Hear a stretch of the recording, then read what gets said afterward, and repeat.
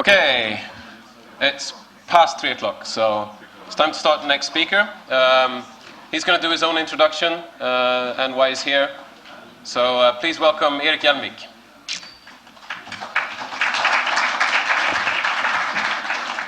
Okay, thank you. Yeah, I'm going to be speaking about the security posture of our critical infrastructure. Sounds a bit scary, and yeah, it is. So, as Ole said, my name is Erik Hjelmvik. I work at a company called Syntronic, where I'm a software architect and software developer. We do mostly embedded systems. I actually brought one device that we developed together with Ericsson. It's this one, glossy look. It's called Ericsson Mobile Broadband Router. A mobile broadband router is a quite cool thing. Before I booted this one up, I inserted my SIM card. I took it out from my mobile phone, put it in here, and powered it up. So this means that this one is now connected to the 3G network. So it's got, you can see the signal strength on these top bars right here. So it's absolutely not full signal strength in here. And the point of this is that it also has a Wi-Fi. It acts as a Wi-Fi access point, which means that if you guys look for something called MBR, there's a network with SSID MBR. It's this device.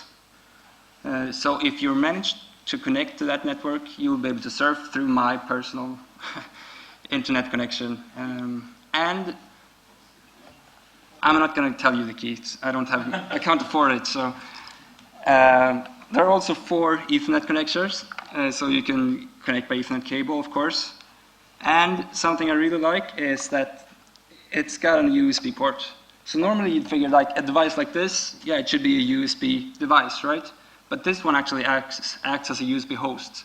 It means you can connect storage, like a USB memory or a disk on this USB port, and it will automatically share it on the network. So it will use the SMB protocol. All the Windows nerds here will know it as file and printer sharing, and UNIX geeks or Linux geeks, you'll know it like Samba. So you'll be able to turn your USB memory into a network storage device. You can also connect a printer to the USB port, and the printer will become a network printer because you can reach it from the network. And for all your old school fools out there, there's also 2 RJ11 ports, which means you can bring your old analog phone and connect it to the device, and you know it's a SIM card in it. So if you call my cellular phone number, the analog phone will actually ring, and I can of course dial from my analog phone outwards. And you can configure it either to run it as normal telephone, like GSM connections, or you can do it over voice over IP. And you can, of course, connect this really old thing that Jacob Applebaum mentioned, the fax machine. So you can get your faxes wherever you are. So this is one of the products we developed at Syntronic, and but we don't. I'm in the R&D department, but we also do new product introductions. So well, I'll get to that later. But we also do test development. We have our own production site, but if it's really large volumes, like this one, for example, we instead manage the production in a big factory for our customers. And we never develop stuff for our own. I mean, we don't put our own logo on our devices, because we hand over the source code, the rights to source code, the right to all the schematics for hardware to our customers. So it's always the customer who owns it. We're just pure consultants. So if anyone has an idea for a cool product that you would like to see in reality, you just come to me afterwards and we'll probably make that a reality. Okay, so let's get down to business. What is critical infrastructure? Well, I'd say critical infrastructure is functionality that we need in our daily life, or even better, something that's needed by our society in order to function properly. I've picked up like 9 different types of systems that I call critical infrastructure. And you can see it's electricity generation, it's transmission and distribution of electricity, district heating, transportation, telecommunications, the internet. Actually, like 5 or 3 years ago, I would not say that the internet is critical infrastructure. But in the last years, I've sort of changed my mind because there's a lot of important systems that rely on that the internet functions. It's not like, well, there's quite important business transactions, and there's a lot of other systems that really rely on internet nowadays. So I've put it on the list. And then there's, of course, water. We need that. Oil and gas, and global positioning system. And all these systems are critical infrastructure. And because of that, they are actually attractive targets to what's called cyber warfare. And I mean, I really hate that word, cyber warfare. I mean, what's cyber anyway? But apparently that's the word that everyone's using, so I have to stick to it. But if you look at these systems and you figure, okay, these look very important, all of them. But which system would be more important? Which would be the most important system? And one way to look at this is to look at the cascading effects. If one of them fails, which other of these critical systems will fail as well? So if we do that, it would look something like this. You know, if we stop, you can see that electricity generation is quite important because there's a lot of arrows coming from that one. So if we lose either generation or transmission and distribution of electricity, that means we will lose a lot of other systems. And I have a background in electric utility company, so I will mostly be speaking about generation and distribution of electricity. But most of the stuff I'm saying right here now is relevant for all these other types of critical infrastructure as well.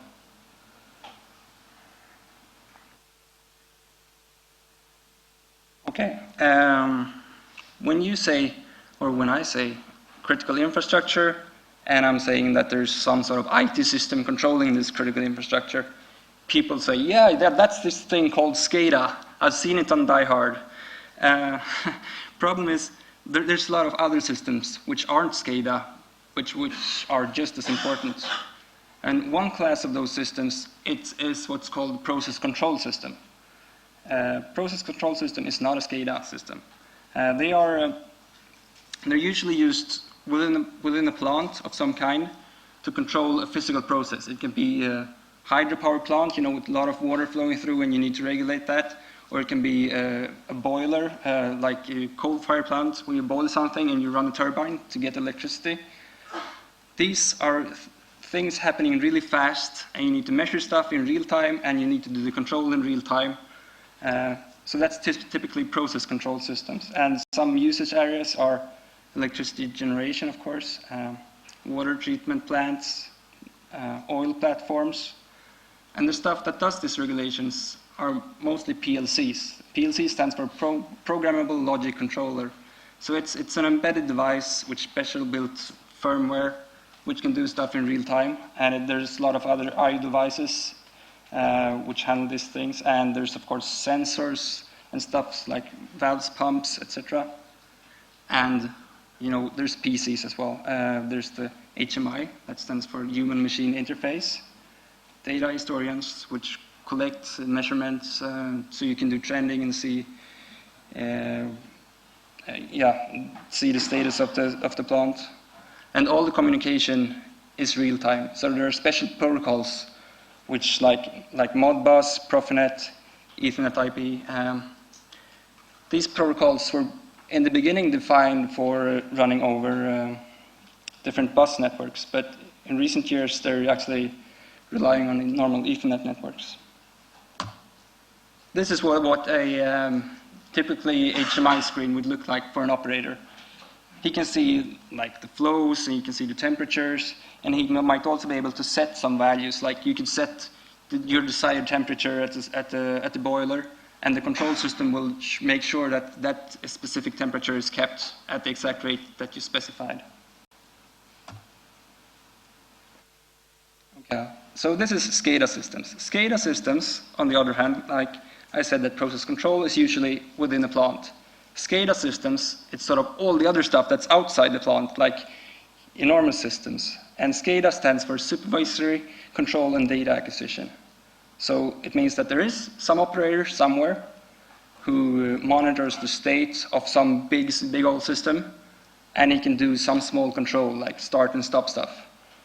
It's used primarily like in the electric grid, oil pipelines or any pipelines of that matter, train control, and typically devices would be remote terminal units, master terminal units, and there are of course operator workstations here as well.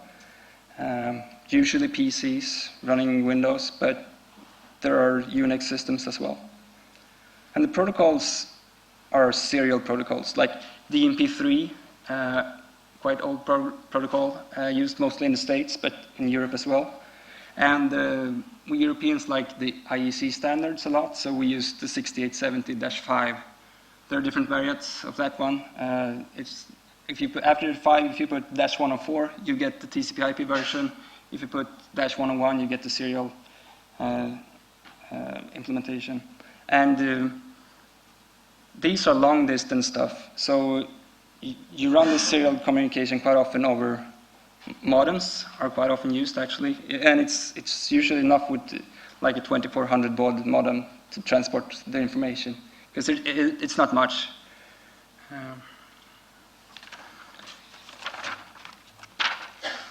And the operators of the SCADA systems, they love big screens. I mean, they can cover whole walls in huge rooms with just screens, screens, and screens. And they just sit and monitor stuff. And, oh, there's something red over there. And they go and check it and maybe do some small fix or call someone to make it, to get more information. And, yeah, if you haven't been to a control room, I mean, it's the same thing. It doesn't matter if it's an operator control room for electric distribution, or if it's train control, or if it's even a control room for like countrywide internet provider. They look quite the same, and they're really cool to be in. So usually, or like the definition of IT security or is usually defined with the CIA triad: confidentiality, integrity, availability, and usually you do it in that specific order. I mean, confidentiality is normally is the most important thing, but for critical infrastructure, it's sort of the opposite. I mean, confidentiality is not important. I mean, if we do measurements on a plant of some type, these measurements are not secret in any way. In fact, it's usually the opposite. It's usually the way that these measurements should quite often be reported publicly, like emission reporting, for example. So therefore, protocols that are used are not encrypted. They're clear text protocols. Integrity, on the other hand, is a lot more important. You wouldn't like someone unauthorized to actually be able to set other set points than your operators are setting.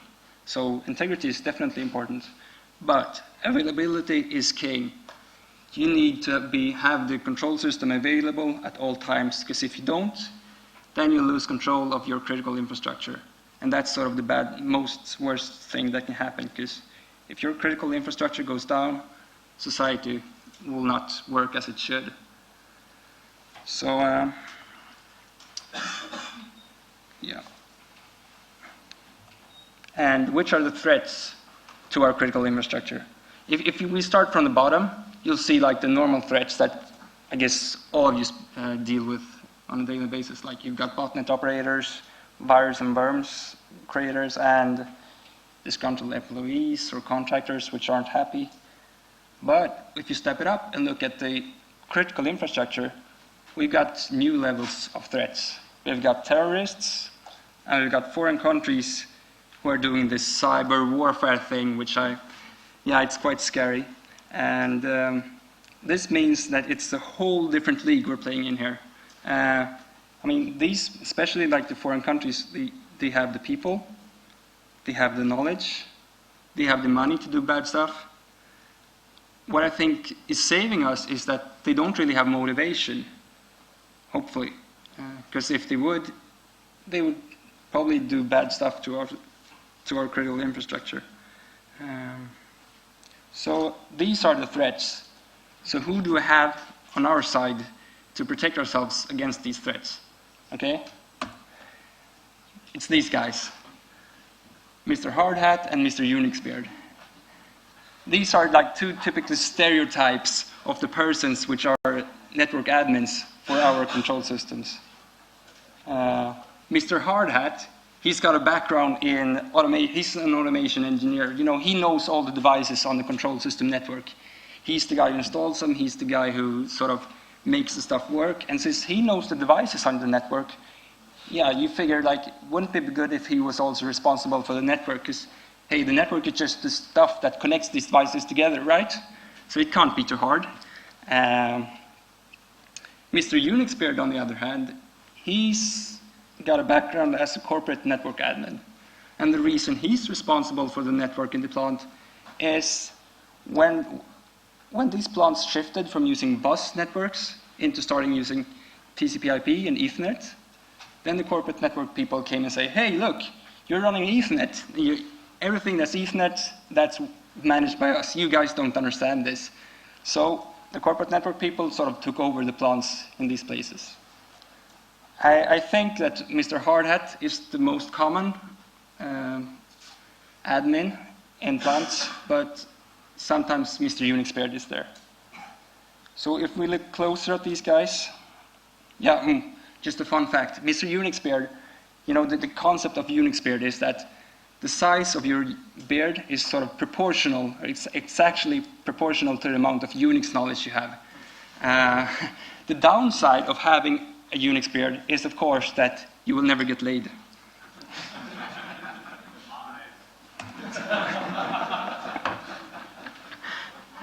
So, Mr. Hardhat, this guy, he understands the availability requirements. He knows that his system should not go down, because if it goes down, then you lose this critical infrastructure.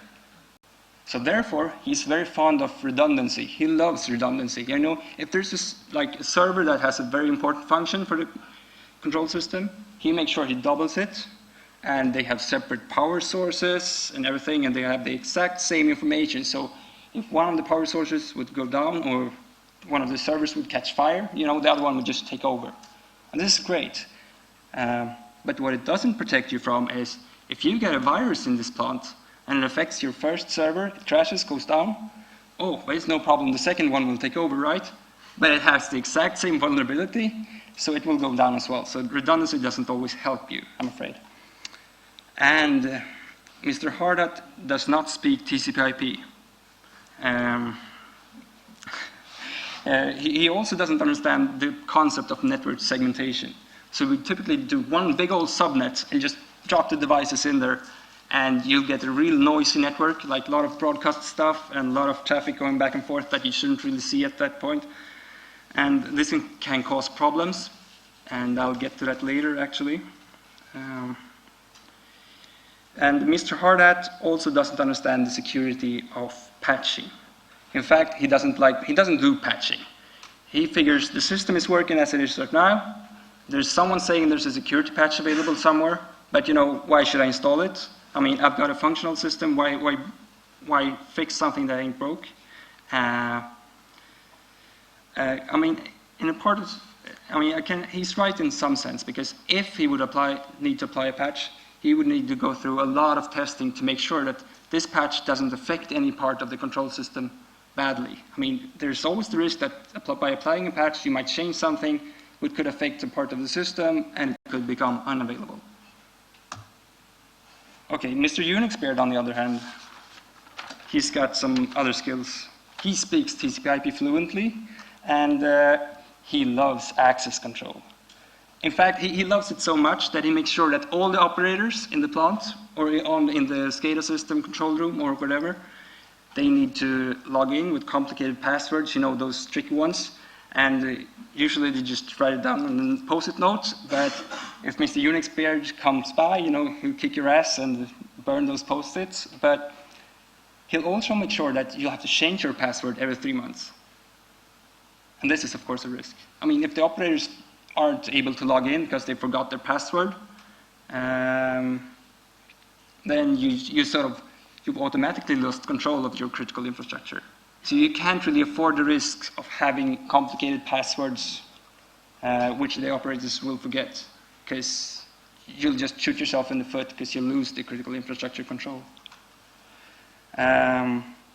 UNIX-Beard does not understand that dependencies should be minimalized. And to give you an example, we could go back to this authentication by the users. So he would typically do the authentication by having the control system computers authenticate against an Active Directory, an AD server on the corporate network.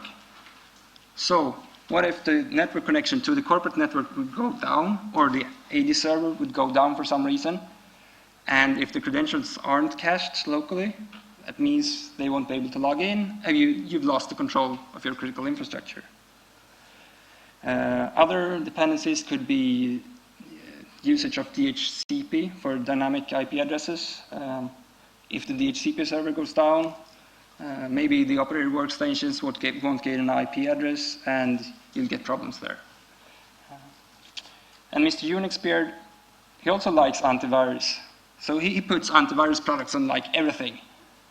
There's a big risk with this, of course, because there's always false positives in the antivirus product, and that day there will be a false positive in an AV product that will deny the operators of actually launching some system or some application they need to control the critical infrastructure. That they will have a big problem. And Mr. UNIX-Beard does not test patches properly. I would say you'd need to run a security patch for a week in like a test environment before you really should start deploying it on a real control system which controls critical infrastructure. But Mr. UNIX-Beard, he just applies it right on, just like you do on a corporate network. So he makes no real difference between them. So a trend we're seeing, or that can be seen for quite a while, is that, or let's go back, like in the old days, there used to be the control system network and there was the corporate network. They were two separate things. There wasn't really any need to connect them together at that point. And they were air-gapped, as you say. But nowadays, there are quite strong business incentives to actually integrate these systems. Typically, you'd have reports coming out of your control system. Could be the emissions reports I mentioned earlier, or trends from the control system you'd like to run through other people. And there's also information going the other way, like you do plans, production plans, or plans for planned stops, etc. on the corporate network, and you want to move that information into the control system. So these systems are getting integrated. We can't really stop it. What's important is to make sure that the integration is done properly. So the first question you usually ask is the interconnection controlled by a firewall? Usually it is, and hopefully it is. Next question should be, okay, so who's responsible for this firewall? Is it the corporate system owner? Or sorry, the control system owner? Or is it the corporate network owner? The control system people would usually say that, oh, we should be responsible for the firewall. You know, on the corporate network, you got lots of users, lots of external people coming in, connecting to the network. You've got probably people doing port scans of this network, and you know, there are people that take viruses and worms on this corporate network every now and then. So they really want to protect the control system from it. The corporate network people, on the other end, they say, no. We should be responsible for this firewall. We want to protect the corporate network because you guys at the control system, you're not patching properly, you're not running antivirus, people are not needing to change their passwords. You know, you got a dirty system. We need to protect ourselves from it. Luckily, there's a very simple solution. I bet you're all aware of it. It's simply to use a DMZ in between the networks and have like the control system network admin be responsible for one of the firewalls and the corporate people for the other one. It's a very simple solution, it's cheap, and the sad part is that we don't see this in a lot of places. I don't know why.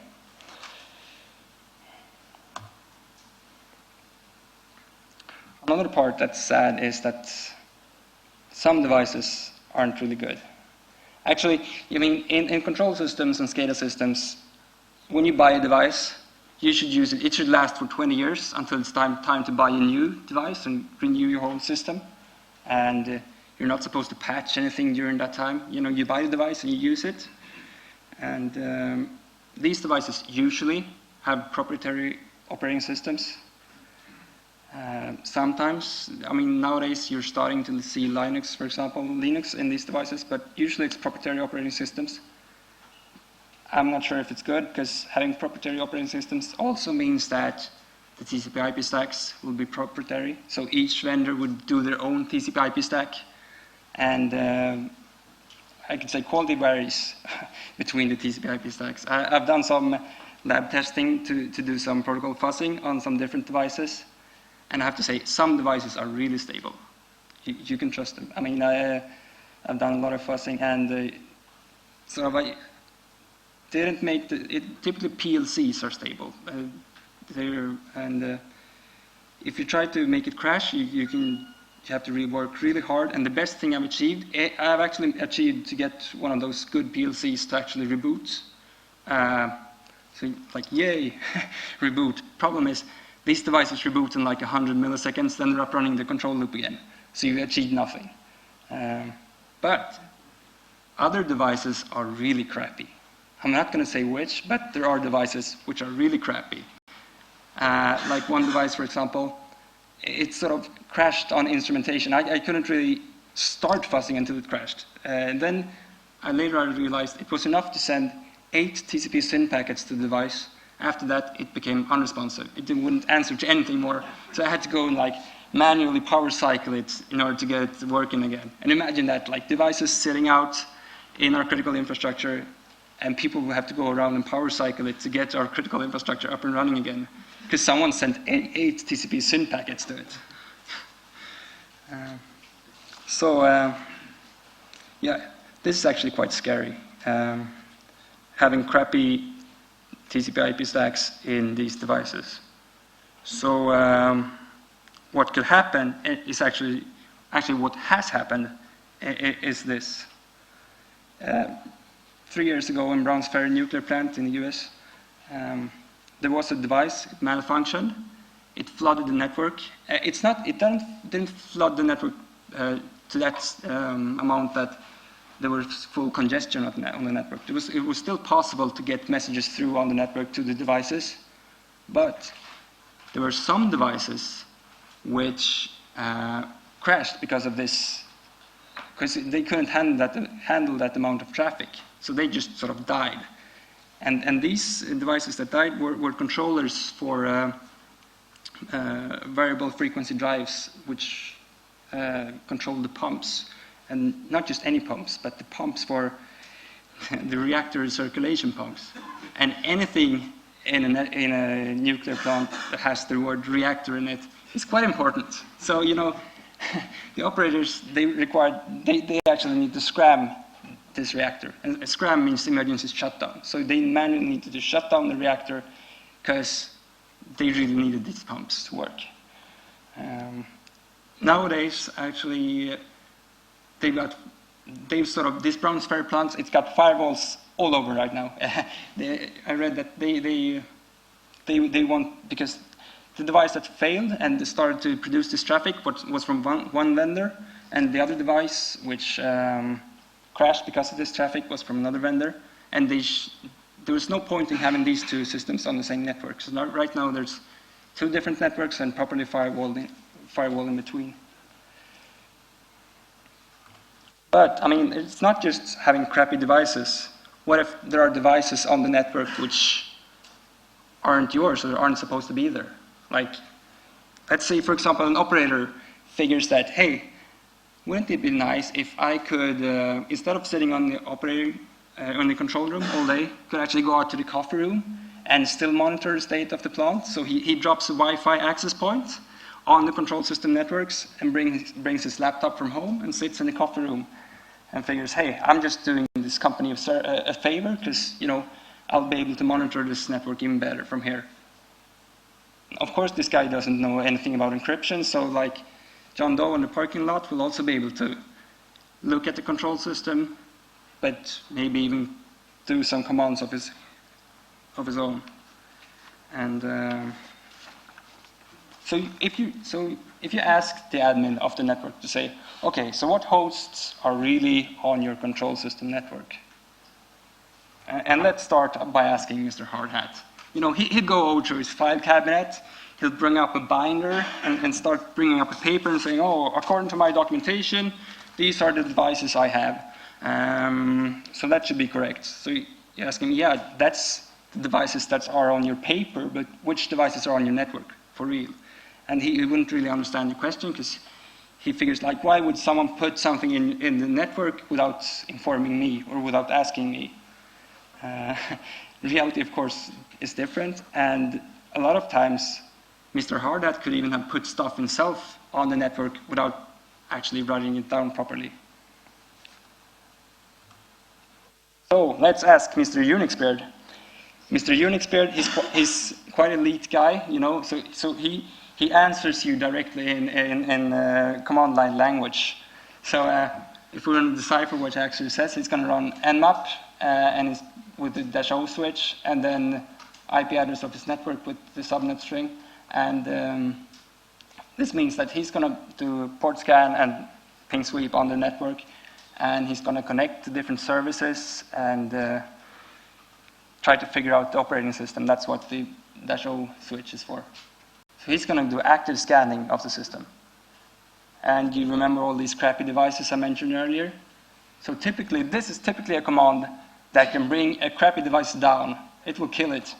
So don't ever run this on an active system if it's used to control critical infrastructure. The solution, there's a solution luckily, do network monitoring. My favorite, I love network monitoring. It's really a big hobby of mine. And so what you should do is go to a good point, like central point of the network, connect a network tap, or get a span port on a switch, monitor port, or whatever you'd like to call it. So you can get a copy of the traffic going through the network. So you get a copy of the traffic and you record it to a PCAP file. I'd recommend using either TCP dump or dump cap. Actually, I think dump cap is the best, but it's no big deal. And then you let it capture to file, like record every byte of traffic going through, capture it to file. You can leave it down for a couple of hours or a couple of days if you wish. Then when you feel you have enough, disconnect your monitoring tool and you go and do an offline analysis of that PCAP file. Usually people would reach out for Wireshark. I love Wireshark. It's a great program. You can really drill down on all the stuff, and it recognizes a lot of protocols, so it'll help you parse it so you don't have to do it manually. But it's quite difficult if you have a lot of traffic and you'd really like to get an overview of which hosts do I have, what are they doing. So actually this is one of the reasons I started developing a tool called Network Miner. Network Miner is an open source tool. It's available on SourceForge. What you do is you load the PCAP file into it. It will bring up a nice list of hosts that's seen communicating on this PCAP file, and will show the operating systems of the hosts. It will show the names of the hosts. So it typically looks at DNS traffic. So it connects the DNS lookups with the IP address. It also understands NetBIOS. So it also NetBIOS names are connected with IP address, and you can see which ports are open, because you can see that traffic is coming to those ports, etc. So that's actually why I started doing Network Miner. But over time I've added more functions, like files transferred over a network can be extracted, or they're automatically extracted if they're sent with protocols like HTTP, FTP, TFTP, SMB, etc. recently I also added file extraction when you send it from a instant messaging client using the Oscar file transfer protocol. And I've also added some parsing of chat protocols and IRC communication. So it's right now it's really a network forensics tool, and it's used quite a lot by different forensic people in both by police and corporate people, universities, etc. But what you'll get with, I'm getting off topic here, I'm afraid, but I love talking about network miner, but that's not what I'm here for. So if you use something like Wireshark or network miner to actually look at the hosts, you can see that compare the hosts which are really on your network to the piece of paper that Mr. Hard had showed you. And it's quite interesting to see which are the differences and to do an investigation of why they aren't the same. So, another tricky thing to handle is remote access. There is a big need to be able to provide remote access for other people than the ones working in the plant. You typically have experts from the vendors. I mean, the vendors are the ones who built to produce this system, to produce these devices. If you want to get expert help, you'll typically turn to the vendor, and the vendor is typically not in Sweden, or maybe over in the States, and it's quite expensive and take quite a lot of time if you're going to fly him over every time you need help with something. So you can make a lot of money if you actually are able to provide remote access to your critical infrastructure for this vendor. Same thing with engineers, like your local staff, but they might want to go home and sleep in the night, and you might not afford to have people there all night. So they can be home, but on call. So that means if something goes wrong, the on-call engineers need to be able to quickly connect to your control system to troubleshoot or configure something, or just to see that, is this very important? Do I need to go into the plant, or can I stay at home and take it in the morning when I come there? So it really saves you a lot of money. But how do you provide this remote access to all these people? The old school way, of course, is having modems, but those are being sort of shifted out now, and internet is what everybody wants to have. And if you ask the admins, okay, so how do you provide internet access to these people? So first, if you ask Mr. Hardhat, this guy, he figures, well, I've got an internet connection at home. Why don't I just do the same thing, call my local provider and just connect the internet right into my plant?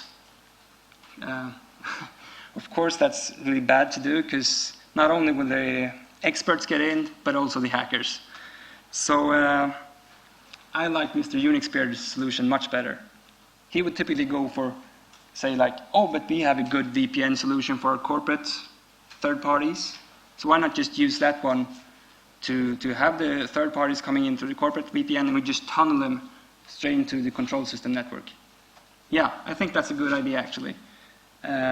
Because the corporate people usually have pretty good, hopefully they have good solutions for actually authentication for the party coming in. What I think you need to add is to have better traceability. You need to see who logs in, when they log in, and what they did after they logged in. You, of course, also need to control so that the third party isn't able to access anything else but the single little system that he's supposed to be able to access. And I would also recommend to do network monitoring, to actually record everything that's being done by this third-party vendor when they come in, so that you can afterwards, if something goes wrong, you can actually investigate what went wrong. But having third-party access, no matter how you do it, is always a big risk. And there's been this incident in 2003. David Bessie, not sure if I pronounced it correctly, but a nuclear plant in the US, it got infected with a slammer worm. What happened is that this plant, it's a nuclear plant, so they have really good perimeter security, really good firewalls in place everywhere. But this vendor who had the remote access, he had a T1 line, and it actually came in inside the firewall. And this vendor, on his network, there was a server infected with a slammer worm, and that infection went straight up through the T1 line and into to the nuclear plant. And as a result of this, the safety monitoring system was disabled for 5 hours, which is not good, of course. And I bet some people here are thinking, okay, so I've provided you with 2 examples. Both examples are from nuclear. So why is that? Are the nuclear people really, do they really suck at IT security? Luckily, the answer is no. No. Actually, I'd say nuclear people are very good at security if you compare it to others. But nuclear people also have they're forced, if something like this happens, they're forced to publicly announce it, and they need to write a report to NRC, for example, to state what happened, and you need to investigate what happened so that it can never happen again, etc., etc. And so they need to publicly reveal a lot of information, and media catches up, of course. If something happens to a nuclear plant, it's all over the papers. So this information is much more easily accessible.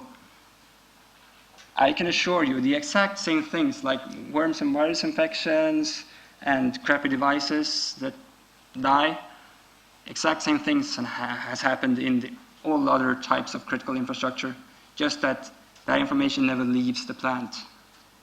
No one ever tells you about it. Other things that can happen is laptops. Laptops, yeah, they might get infected. I mean, technicians, they need to use laptops in order to configure devices, to go around, connect to a PLC or connect to some embedded device on the control system or in the SCADA system, to do configuration, to do troubleshooting. But, you know, when they aren't at work, they probably have the laptop at home. They might connect it to internet. Their children might use it to surf the internet. Who knows what that one will get infected with. So this is a really tricky problem to have. And there's, of course, been incidents. This is one example. A water treatment plant in Harrisburg got infected 3 years ago with a spam bot. So, and the infector, what happened is that the employee had a laptop computer, he connected it, and it infected a server on this water treatment plant. And the reason this one reached the news was because the FBI were investigating terrorist involvement in this. So there were big news about, are there terrorists in our water treatment plants? I think that's quite odd, actually. I mean, the people in this plant, I am pretty sure they detected this spam bot infection by saying that, oh, our server is going to be, it's really slow today, isn't it? Yeah, and our network is also really slow. And then they bring in some network expert and like sniff some traffic or look at the server and say, oh, you got a spam bot infection.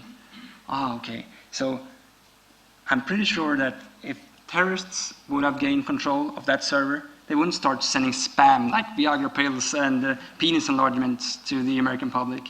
I'm pretty sure they would do something else, like sit there quietly, do some low bandwidth recon, sniff some traffic, and just wait. Maybe plant a backdoor and just wait for the right moment to do a coordinated attack, possibly taking out several plants at the same time.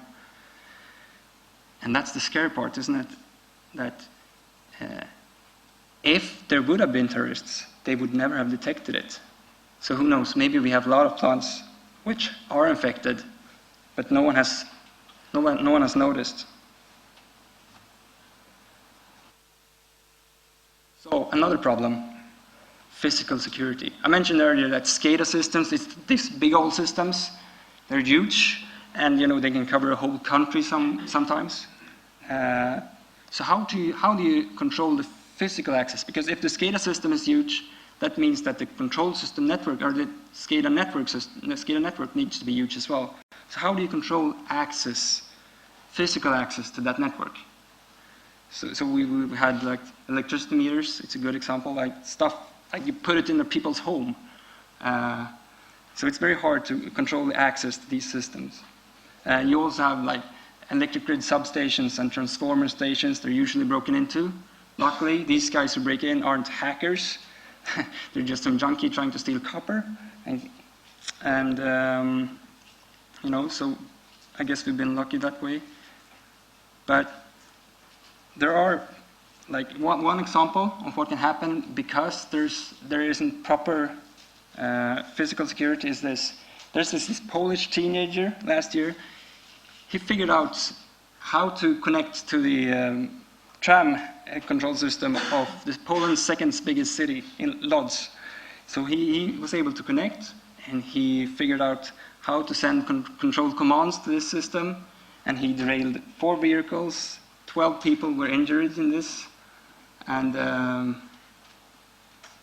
the fun thing is that a lot of people say that, oh, but yeah, sure, you know, they might be able to get access to our SCADA network, but you know, they wouldn't understand anything because, you know, it's obscure protocol, proprietary protocol, there's no public spec available. How would they ever understand what the heck is going on and how to use it? Well, I'd say you can see a Polish teenager figured this out by himself, was able to derail several trams. So I'm pretty sure that terrorists can too. Or maybe not. Maybe, actually, maybe, or probably, Polish teenagers are smarter than terrorists. But terrorists have money. They can go to Poland and employ a Polish teenager anyway. Then we've got the even more scary part, which is foreign states. They have money, they have people. I know China is investing, they have a lot of cyber warfare people who can do a lot of scary stuff. And I'm pretty sure they would figure out this protocol in just a matter of hours. There's a solution, of course, which is good. Better physical security, when it's possible. It can be really hard sometimes, I know. But why not use SCADA protocols that support authentication?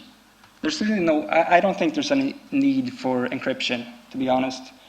But what we really need is authentication. And there are protocols available, right? There are 2 quite new protocols like Secure DMP3 and IEC 62351-5. Both of these are somewhat related. They're almost the same protocol. They have 2 different modes they run in. One of the modes is using SSL, which means it not only just authentication, but it actually does encryption as well. And there's also an aggressive mode, which doesn't have all this encryption in it, but it does a decent good job of authenticating the other end. But you can also deploy intrusion detection. Some people might think intrusion prevention could be a good idea. I'd say no. Intrusion prevention has false positives, which means you could probably block some command which really should go through. It's not a good idea to risk that. So intrusion detection, on the other hand, it's perfect. And last, my favorite, do proper network security monitoring. So not only is that good, because if you get an intrusion detection, if you use the IDS system and you get an alert, how do you know that was a real alert or a false positive? If you have a proper network monitoring solution available, you can actually take that alert, look up the timestamp and the hosts involved, and see what really happened. And you can see if there was someone actually hacking into your plant and maybe gaining control of some system, you can see what did he do after gaining control. Did he pivot over to new hosts, infect them, or take control of them, or plant any backdoors, upload, download new software to this compromised server. So it gives you a much better possibility to actually investigate what really happened. So yeah, actually this is all for me. So any questions? Or Q&A session? Yeah, how we're running for time. We're okay for time. Yeah. That's really good. Okay, thank you very much, Erik. What actually made me a little bit more curious, but you were talking about that crappy device that you killed with 8 cent packets. Is that a device that's being used today in our electricity grid? What can you tell us about it? I mean, Yeah, I'm a bit reluctant to say too much. Yeah, to say be whatever honest. you can. Devices like this are used. Devices like, because they're cheap. They're much cheaper than the more expensive stuff with good IP stacks. But these crappy ones are quite cheap, and therefore they're used. But I'm not saying where they're used and what they're used for. But yeah, people are using them. All right, that's comforting. You were also talking about some operating systems are doing this better and some are doing this worse, of course. And I know about some things that are available in Sweden. I mean, I know some devices that are in the forest and stuff in Sweden. But what kind of operating systems have you run into that are being used in embedded devices in Sweden, in power grids, water treatment, water grids, stuff like that? I'd say, I mean, usually. The vendors aren't really saying, oh, hey, this is our operating system, this is... usually they don't even have a public name for it. They don't want you to know that there's an operating system on it. Right. You should look at it, they want you to look at their devices like something physical, like almost mechanical, and Sure. you shouldn't really think of it like software or a PC, because once people start thinking of it like a computer, people realize that, hey, maybe this isn't so secure as we thought. So they're actually quite reluctant to speak much about their firmware and or OS on them. But there is a trend, on the other hand, that people are using much more open source. Like Linux is becoming quite common in a lot of devices. Of course, Linux usually, there are some distros which have real-time performance, but usually they don't. So sometimes it's Linux combined with some real-time OS, which does the real-time stuff. So that, I guess, is a trend. Yeah. All right, and have you seen anything about what we're doing here in Sweden compared to what other countries are doing? I mean, do we have a trend of doing it in a more secure way? Do we have more understanding of this, or are we lagging behind? I'd say Swedish people are quite security aware, but on the other hand, we have quite a lot of new technology. Like the Nordic countries, we have a lot of IT systems, which means that we are probably among the first ones to connect Ethernet and TCP/IP into our plants, which is of course a big risk. So I mean, it's good that we're security aware, but we're taking bigger risks because we're using newer technology than typically they would use. In the US, they're still using a lot of serial stuff like DMP3, like the serial version of that one, is used a lot. Modbus is used a lot.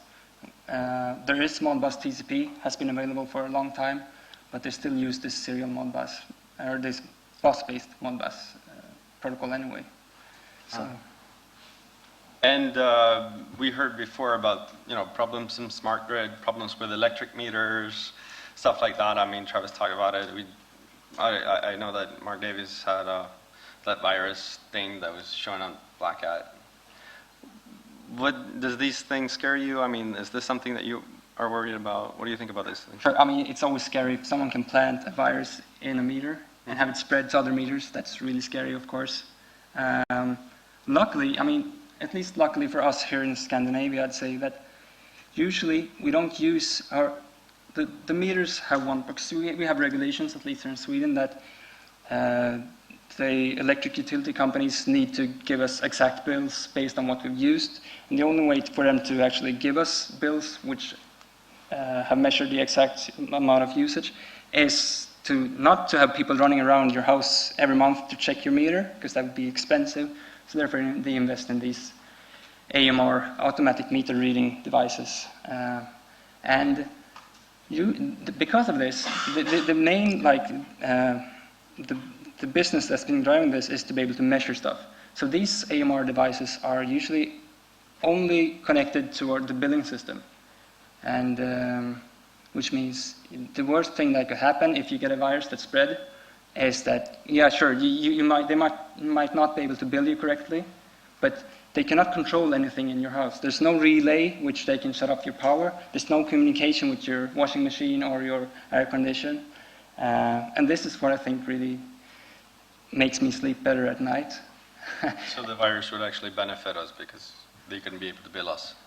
Yeah, they wouldn't be able to bill us, but Here's an incentive. Building is not critical infrastructure, so I can live with that. But another thing that actually is good also is that I'd say, for example, Sweden and Finland we have a lot of cellular networks. We like our GSM network and 3G networks, so therefore most of our communication actually uses that uplink. Instead, while in the US, on the other hand, they use mesh networks like Zigbee networks, etc. And these Zigbee networks are much easier accessible by a third party. Just hook it up and become a device in the network, while the cellular networks are harder to access. Right. And since I asked everybody else so far, I mean, what do you think are the biggest misconceptions in embedded security today? I'd say a big conception at least for critical infrastructure, is that people only see like what's in front of their nose. They see these electronic meters because they have one in their home, but they don't realize that they see like, oh, this is a problem. This is sort of a computer. It runs software and has some important function. What they don't realize is that like 100 times more embedded devices in our plants, in our control systems, which they never see, but they're all over, and it's varying quality, I'm afraid. So. All right. Do you have any questions from the audience? As a quick example, since for whatever reason you're not able to go into detail, I took apart a traffic light controller in Tennessee running VxWorks, which I'm sure you've been into a lot. The manufacturer was shipping a development version of VxWorks instead of actually purchasing it. And because of this, he included full debugging symbols because he didn't have the authority to release a version of his software without them. Not only that, but the traffic light controller is controlled by SNMP and by FTP. And if you've worked with either, you can guess that the SNMP read-only community was, the SNMP term for a password, was public, and the read-write password was private. The administrative FTP account, the username was anonymous, and the password was your email address. And the only thing they had to make sure that the new traffic light tables that you loaded were correct was a 16-bit checksum. And there was actually no penalty for that checksum being wrong. That's the best way of using a checksum, isn't it? Yeah, but just to go into the detail that and your confidentiality prevents you from that. And what's interesting here is like why was it that way? And I mean, the manufacturer, I mean, who built the system, they probably did nothing wrong because there is probably nothing in the requirement spec from the traffic light operator, was maybe like the city. They probably didn't require any part of security when they bought the system, and maybe they didn't even reconfigure it once they bought it. And I think what we really need is better requirement when people buy a system, and also some understanding that you might have to change some settings yourself once you bought the system to configure it for your needs. The system's very available, though. Also, you're not allowed to turn off the STP server or change the accounts because that requires a full version of VxWorks. Nice. More questions? Is there a certain point in terms of engineering this type of stuff where you guys figure that you've reached critical mass with the level of complexity when you design something? Yeah, I'm not. I'm guessing I understand your question here because I'd say for most control system and SCADA system people, you'd say that they really stick to this KISS principle: keep it simple, stupid. It's a really good principle because once you get too much advanced stuff, and especially like you can like buy a lot of security appliances and push them in, but there's always a big risk you might lose availability because of that complexity. One of the standard things I see is with segmentation on switches. People have a switch that fails and it takes them like 2 or 3 days to get set back up because it's like you're suddenly screwed in terms of they don't understand your configuration and all these other things that people have never. Yeah. And I can say for network switching and so on, it's usually a good idea to have redundancy for like have redundant network if it's really important critical infrastructure. You'll see people with 30 VLANs on one 48-port switch.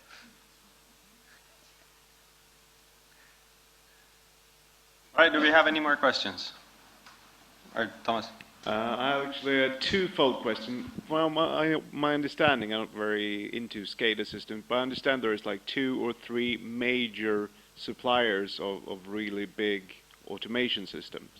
And then that most of them are actually running the same software. I mean, there is Siemens, there is ABB, and there's 1 or 2 others vendors, but mostly everyone is running the Siemens software to control everything. I'd say that's not the case. Some places, at least in Europe, Siemens are probably the biggest vendor.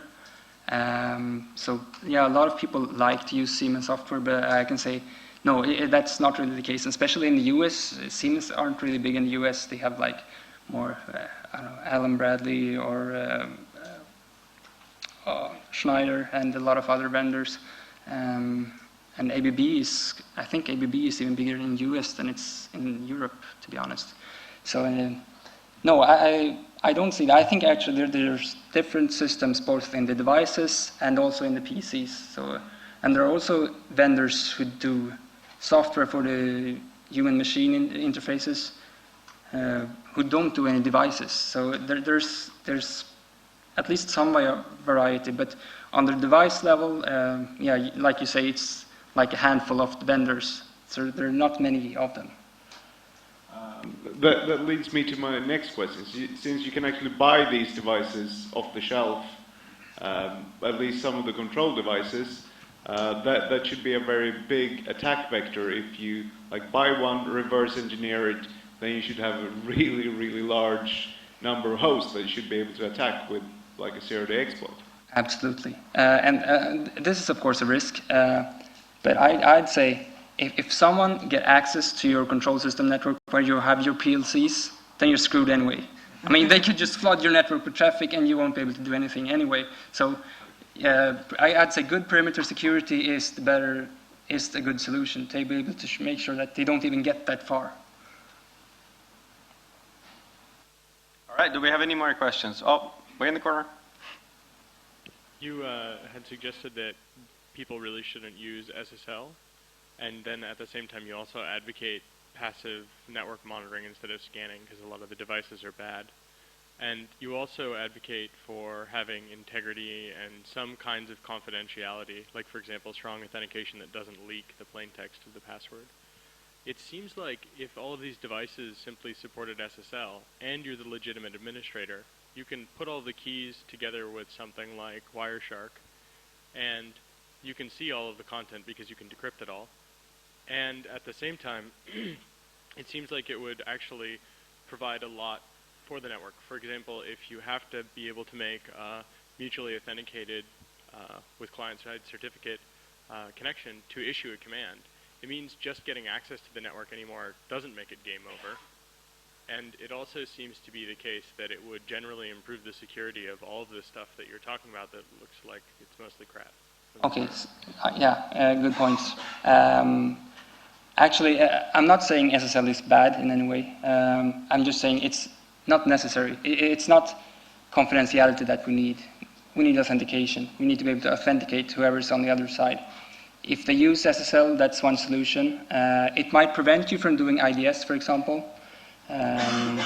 But yeah, it will give some benefits for you. But a lot of these devices aren't really, I mean, okay, some SSL encryption isn't really heavy to do, but sometimes you really want to have as little CPU requirements as possible. So in some cases, I would think it's enough just to have good authentication with some HMAC or something of each message. So using encryption is sort of overkill, but there's not much wrong with using encryption. I think one of the primary benefits, though, is that if you are encouraging people to put network taps down, that means that they can see all of the data if they can potentially compromise a network tap. And so even with strong authentication, if you presume that you have a protocol that can't be replayed, which I'm just guessing is not the case. But if you somehow had that, it seems like this would at least stop it in such a way that even when you're sniffing the network, you really don't get anything unless you've pretty much owned the whole network and you have all the keys to the kingdom. And it seems like that would be like a really useful thing, but I wonder if you've actually seen devices that can do mutual certificate authentication in the field.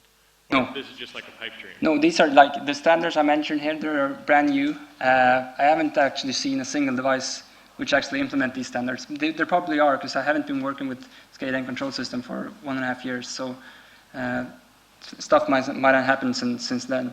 But no, it's just mostly it's just clear text or unencrypted anyway, all the way through, and very slim, simple protocols. Yeah, the big problem here is legacy. I mean, you were also talking about, I mean, things are put in place that are going to live for 20 years. And we see things in the field now that has lived for like 15 or 20 years. You will never ever see anything like an SSL or SSH in them. They are still running on an 8-bit CPU and things like that. So it will be like one day in the future when someone is refurbishing a complete plant or something like that. We might see things like that. But the vendors are hysterically afraid of anything that could have any impact on performance or memory footprint. So, I mean, there is IDs, but there's a long, long way to go before we actually see something in reality to actually have any protection in place. And one of the things when you said today that when we do testing, we do fuzzing, we do all this stuff, we see something like an IP stack or an operating system that seems to be okay. The problem is in 5 years' time, when someone coming up with a new attack, the vendor will not be around to actually fix this because the vendor has discontinued this product line, or they have gone out of business or been bought by one of the big companies like ABB and Siemens or something like that. So we'll sit there with an old device that cannot be changed with a bug that wasn't a problem 5 years back, but when someone come up with something new like SOCSTES or whatever, what have you, and it cannot be changed. Even if if you have the tools and patching procedures in place and things like that. That is part of the problem with this infrastructure. And also the scale of things. If you have like 1 million AMR systems rolled out, there's a hell of a problem to try to upgrade that. Not sure if that was a question, but I completely agree with you. Yeah. Legacy is always the problem, isn't it? Do we have any more questions? No? All right. Thank you very much, Erik. Thank you.